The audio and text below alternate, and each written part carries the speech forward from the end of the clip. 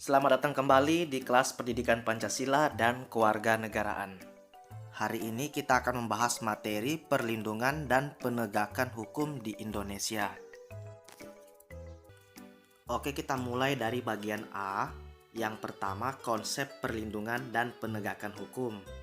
Nah, di sini coba kita bayangkan apa yang akan terjadi apabila di keluarga itu tidak ada aturan, di sekolah tidak ada tata tertib, di lingkungan masyarakat tidak ada norma-norma sosial, bahkan di negara tidak adanya undang-undang.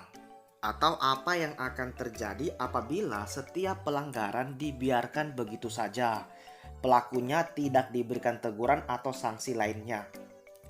Coba kalian amati gambar 2.2.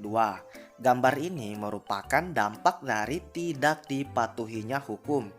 Ketika hukum tidak dipatuhi atau dilaksanakan, akan terjadi kekacauan di semua bidang kehidupan.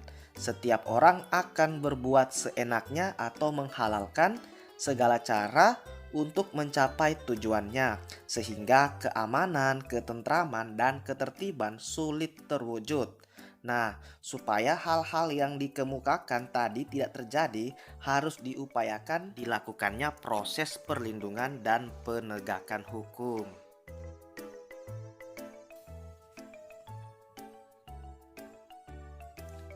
Menurut Andi Hamzah, perlindungan hukum dimaknai sebagai daya upaya yang dilakukan secara sadar oleh setiap orang maupun lembaga pemerintah dan swasta yang bertujuan mengusahakan pengamanan, penguasaan, dan pemenuhan kesejahteraan hidup sesuai dengan hak-hak asasi yang ada.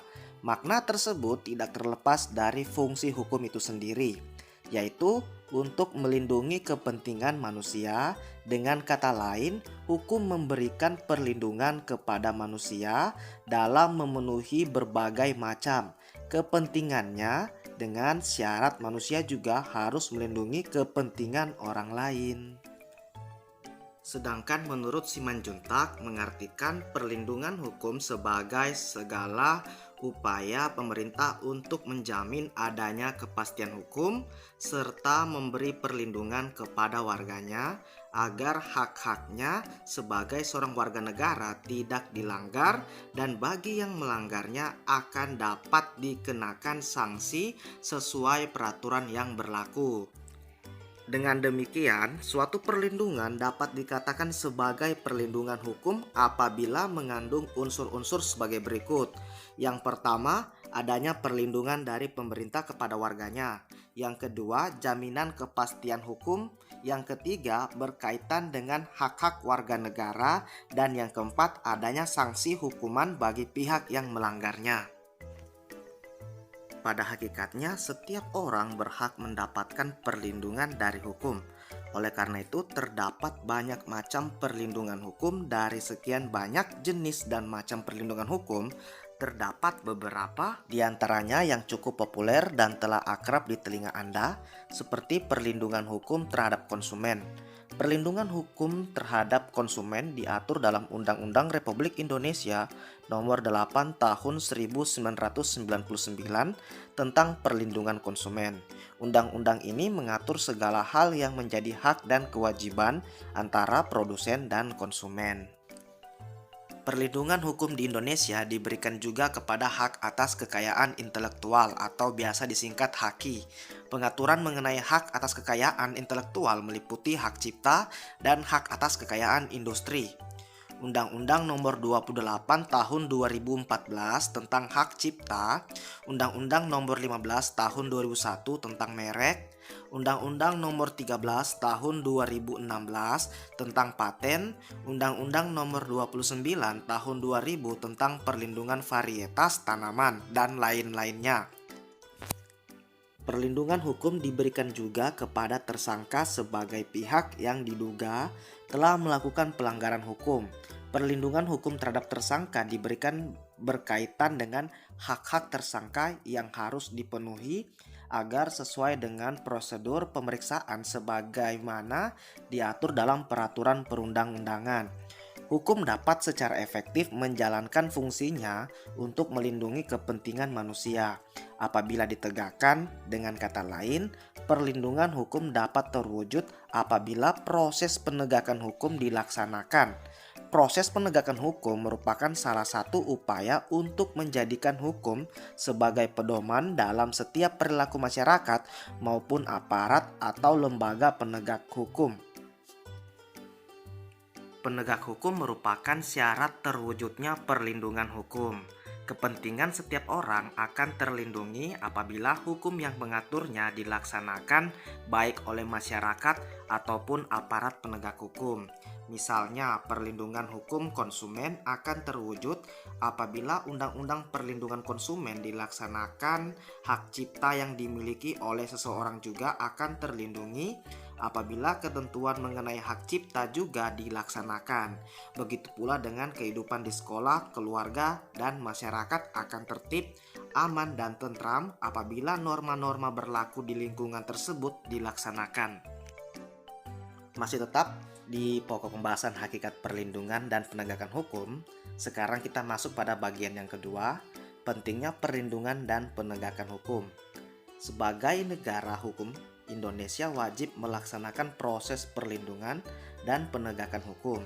Negara wajib melindungi warga negaranya dari berbagai macam ketidakadilan, ketidaknyamanan, dan penyimpangan hukum lainnya. Perlindungan dan penegakan hukum sangat penting dilakukan karena dapat mewujudkan hal-hal berikut ini. Yang pertama, tegaknya supremasi hukum. Supremasi hukum bermakna bahwa hukum mempunyai kekuasaan mutlak dalam mengatur pergaulan manusia dalam berbagai macam kehidupan. Dengan kata lain, semua tindakan warga negara maupun pemerintah selalu berlandaskan pada hukum yang berlaku. Tegaknya supremasi hukum tidak akan terwujud apabila aturan-aturan yang berlaku tidak ditegakkan baik oleh masyarakat maupun aparat penegak hukum. Yang kedua, tegaknya keadilan. Tujuan utama hukum adalah mewujudkan keadilan bagi setiap warga negara. Setiap warga negara dapat menikmati haknya dan melaksanakan kewajibannya merupakan wujud dari keadilan tersebut. Hal itu dapat terwujud apabila aturan-aturan ditegakkan. Yang ketiga, mewujudkan perdamaian dalam kehidupan di masyarakat. Kehidupan yang diwarnai suasana yang damai merupakan harapan setiap orang. Perdamaian akan terwujud apabila setiap orang merasa dilindungi dalam segala bidang kehidupan. Hal itu akan terwujud apabila aturan-aturan yang berlaku dilaksanakan. Menurut Suerjono Sukanto, keberhasilan proses perlindungan dan penegakan hukum tidaklah semata-mata menyangkut ditegakkannya hukum yang berlaku, akan tetapi sangat bergantung pada beberapa faktor antara lain sebagai berikut. Yang pertama, hukumnya. Dalam hal ini yang dimaksud adalah undang-undang yang dibuat tidak boleh bertentangan dengan ideologi negara. Terus yang kedua, penegak hukum, yakni pihak-pihak yang secara langsung terlibat dalam bidang penegakan hukum. Penegak hukum harus menjalankan tugasnya dengan baik sesuai dengan peranannya masing-masing yang telah diatur dalam peraturan perundang-undangan. Yang ketiga, masyarakat, yakni masyarakat lingkungan di mana hukum tersebut berlaku atau diterapkan. Maksudnya, warga masyarakat harus mengetahui dan memahami hukum yang berlaku serta menaati hukum yang berlaku dengan penuh kesadaran akan pentingnya dan perlunya hukum bagi kehidupan masyarakat. Yang keempat, sarana atau fasilitas yang mendukung penegak hukum. Sarana atau fasilitas tersebut mencakup tenaga manusia yang terdidik dan terampil, organisasi yang baik, peralatan yang memadai, keuangan yang cukup, dan sebagainya.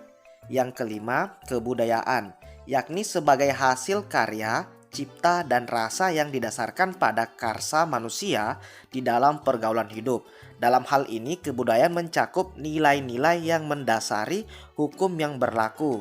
Nilai-nilai mana merupakan konsepsi-konsepsi abstrak mengenai apa yang dianggap baik sehingga dianut dan apa yang dianggap buruk sehingga dihindari.